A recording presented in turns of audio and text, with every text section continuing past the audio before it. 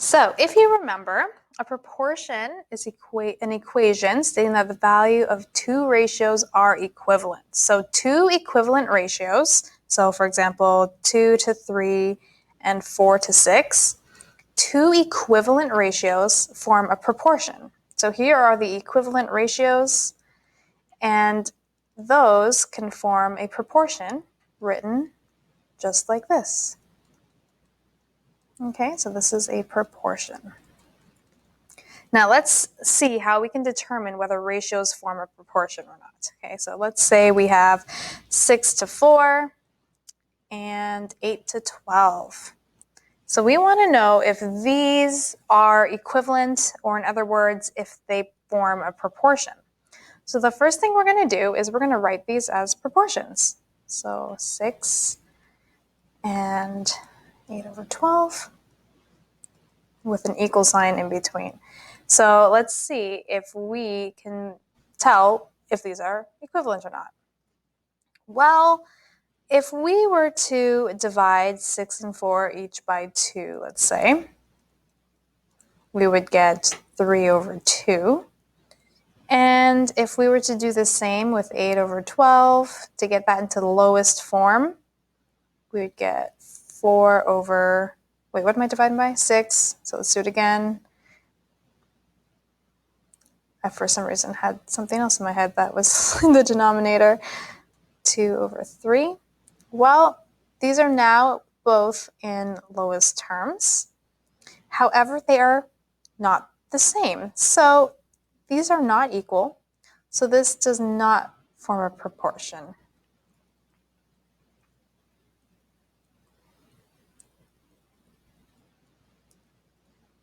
Okay, let's look at another one. Let's say 1 to 2 and 5 to 10.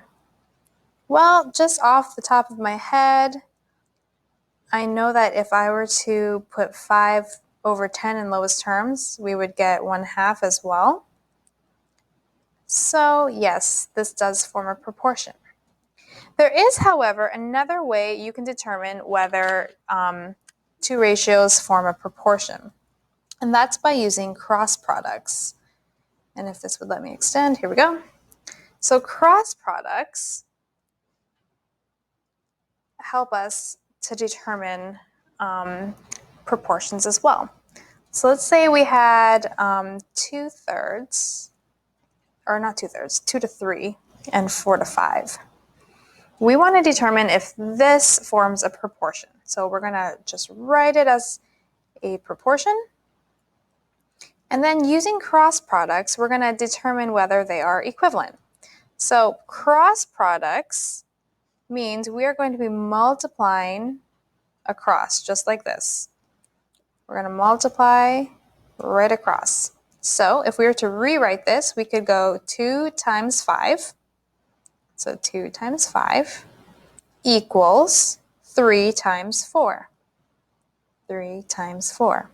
Well, 2 times 5 is 10. 3 times 4 is 12. However, those are not equal. So this does not form a proportion. If we, however, had, let's say, 6 to 9 and 12 to 18, and we were to use cross products, let's see. We're going to multiply across. So let's rewrite this as an equation. So 6 times 18 equals 9 times 12. Well, 6 times 18 is 108. 9 times 12 is 108. So yes, this does form a proportion. So you can either use cross products, you can use mental math, you can use simplifying fractions in order to determine whether ratios form a proportion.